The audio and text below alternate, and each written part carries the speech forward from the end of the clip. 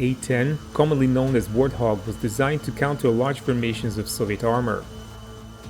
In the 1991 Gulf War, the airplane got a chance to prove its worth, and it surpassed all expectations, performing even missions it wasn't designed for, such as interdiction and night operations.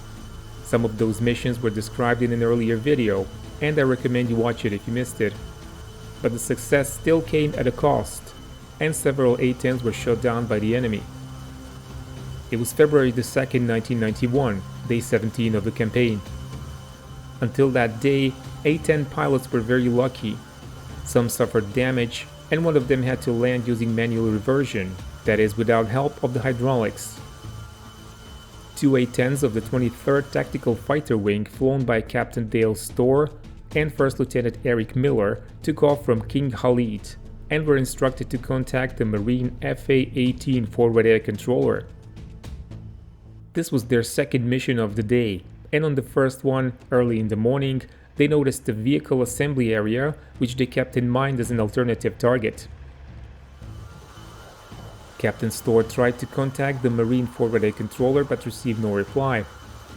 After about 10 minutes, they were assigned another target, a suspected Scud site near Al Jaber airfield. Storr and Miller couldn't find any Scuds, but they were now in the vicinity of the location of their first combat sortie, so they asked for a permission to go there. They expended their bombs and Maverick missiles on some warehouse-type buildings, and then they remembered the vehicle park from the first mission.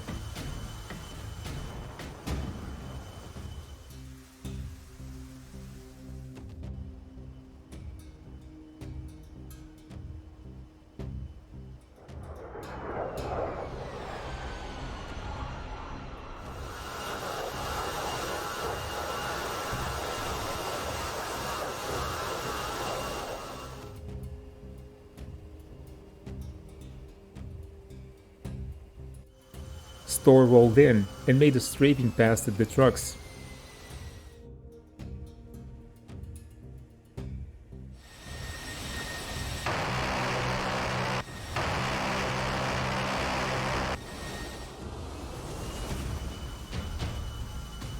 His bullets hit long, so he went for another pass while Miller stayed high to cover him.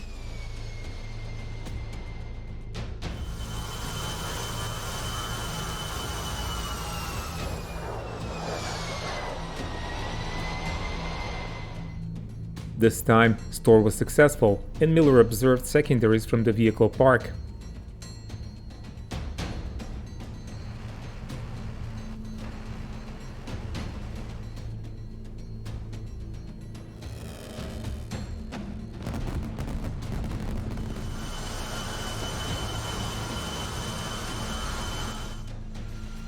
But then he saw his leader hit, probably by a missile.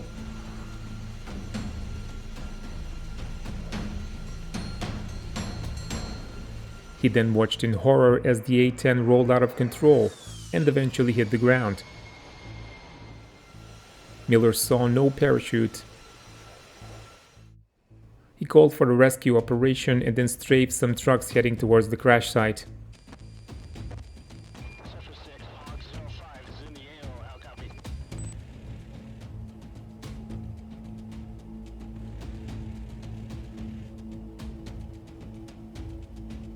But he was low on fuel and had to return to base.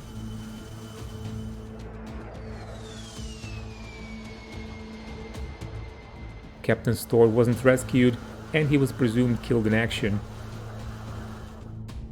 But in fact, Storr managed to eject. Neither he nor Miller saw exactly what hit him, but Storr just felt his airplane being slammed hard after making the same turn to the left after the second strafing pass.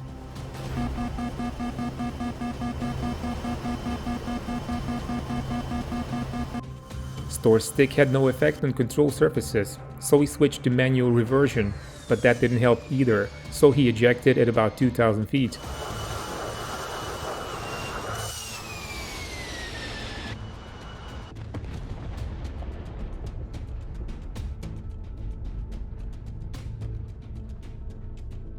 Nearby Iraqi troops soon appeared to capture him, and he spent the rest of the war as a POW.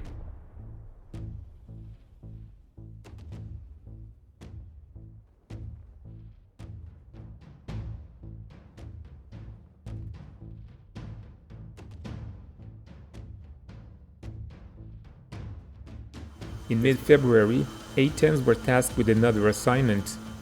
They were being sent to attack the Medina division of the Iraqi Republican Guard, located some 80 miles behind the front lines and until that point, almost untouched by coalition attacks. Attacking targets so deep in enemy territory isn't something Warthog was originally meant to do, and most pilots were quite unhappy with this tasking, but they went on to do it nevertheless. On 15th of February, a pair of A-10s from 354th Tactical Fighter Wing launched in the afternoon and headed north to attack the Medina division. The leader was Captain Steve Phillis and Lieutenant Rob Sweet was flying wing. Pilots from earlier flights reported plenty of targets and successful attacks, although the plane of Colonel Sawyer, 23rd Tactical Fighter Wing commander, was hit, probably by an SA-13 missile. He landed successfully despite the damage. Phillis and Sweet arrived to their assigned area and indeed spotted an abundance of targets. Phillis rolled in and dropped his CBUs, but faced plenty of ground fire.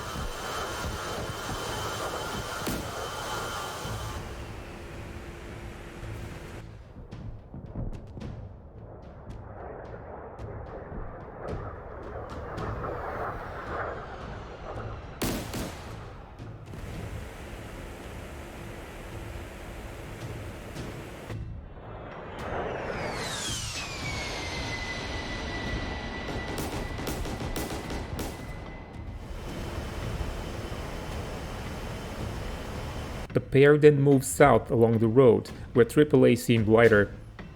They saw a truck driving towards a vehicle park, and Phillis attacked with his gun but missed.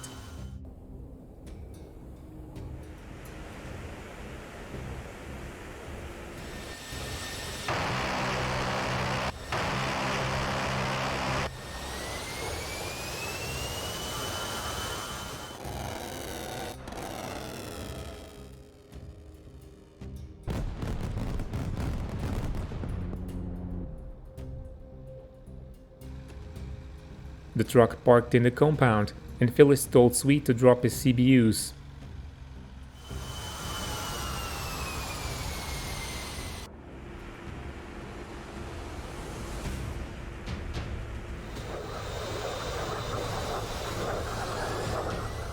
Sweet was successful and they observed secondaries. Phillis and Sweet then moved 5 miles away and tried to attack some tanks with their Mavericks. As it was late in the afternoon, they had trouble locking the tanks up due to lack of contrast. Instead, they made one strafing pass each.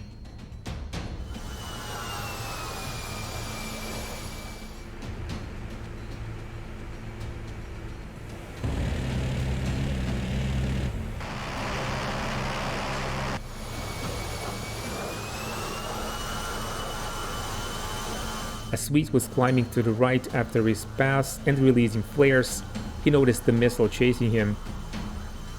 He pulled the stick and the missile passed nearby without exploding.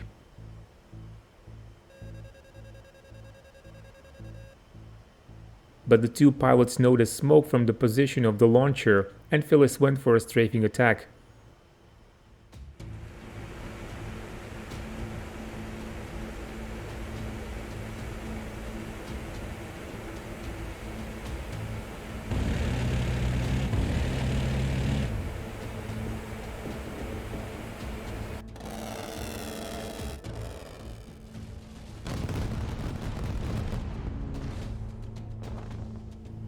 He achieved hits, but on a tank next to the missile launcher. Phillis authorized Sweet to make one more pass before going home. Sweet was northeast of the target, and with the sun low on the horizon, he was probably easy to spot. As he was about to roll in, he felt a hit.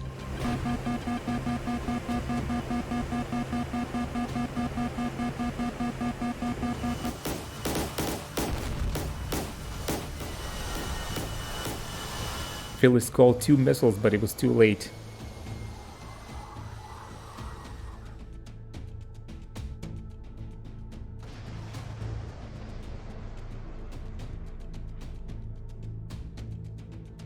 Sweet saw extensive damage to his airplane and a number of warning lights going off in the cockpit.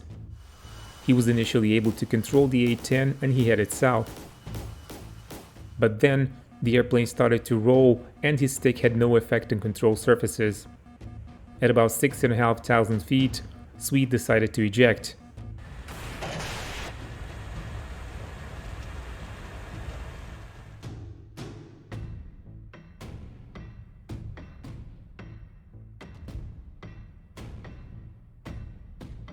Captain Phyllis immediately began to organize search and rescue. He reported having eyes on his wingman's parachute, and he contacted another A-10 flight and called them to the area to provide additional support. He then kept flying above the Iraqi division, dropping flares to draw attention away from his wingman. But Phyllis's A-10 was also hit by a missile, and he calmly reported over the radio, Enfield 3-7 is back as well. This was his last radio transmission. As he was heading south, he must have lost control of his airplane, which hit the ground. The wreck and the body were only found after the liberation of Kuwait. There was no attempt of an ejection.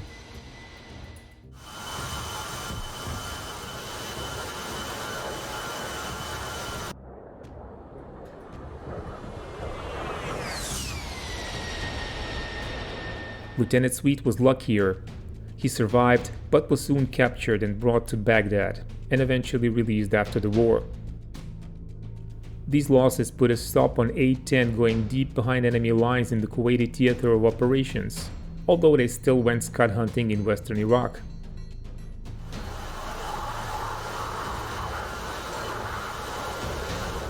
On 19 February 1991, Lieutenant Colonel Jeffrey Fox of the 23rd Tactical Air Support Squadron took off in his OA-10 and headed towards the kill box Alpha Echo 5 near the tri-border intersection and just a few miles into Iraq. He was relieving another OA-10 on the forward air controller duty. OA-10 was not really different from the standard A-10, but was assigned a different designation because of its duties. Fox was briefed by the previous FAC about possible targets, and he then waited for fighters to arrive to his kill box so he could direct them. No fighters arrived. At 9 o'clock, as Fox was getting ready to climb and head back to the tanker, he felt a thump beneath his airplane.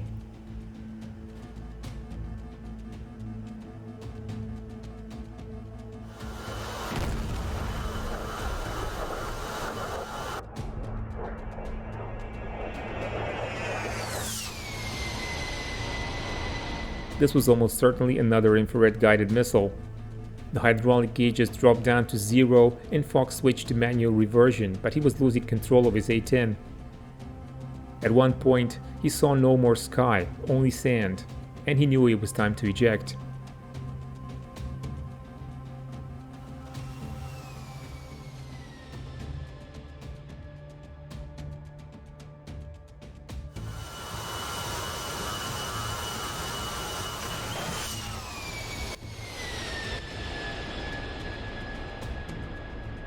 Fox was injured in the ejection, but he landed and started calling for help on his radio.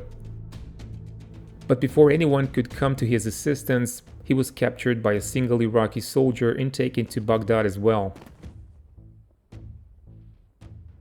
Like the other surviving coalition pilots, he was released after the war. In the Operation Desert Storm, A-10s flew over 8,100 missions. 4 of them were shot down over enemy territory, as you could see in this video. Another 2 A-10s were damaged beyond repair during manual reversion landings, resulting in death of 1 pilot. 14 A-10s were damaged during Desert Storm. With 6 airframes lost, this gives the highest total number of aircraft casualties among coalition combat aircraft. But A-10s also flew the second highest number of sorties, with an average casualty rate per sortie of 0.0023. That puts it somewhere in the middle, significantly lower than, for example, Tornado GR1 with 0.0079. If you liked the video, be sure to press the like button. Thank you and keep watching Showtime 112.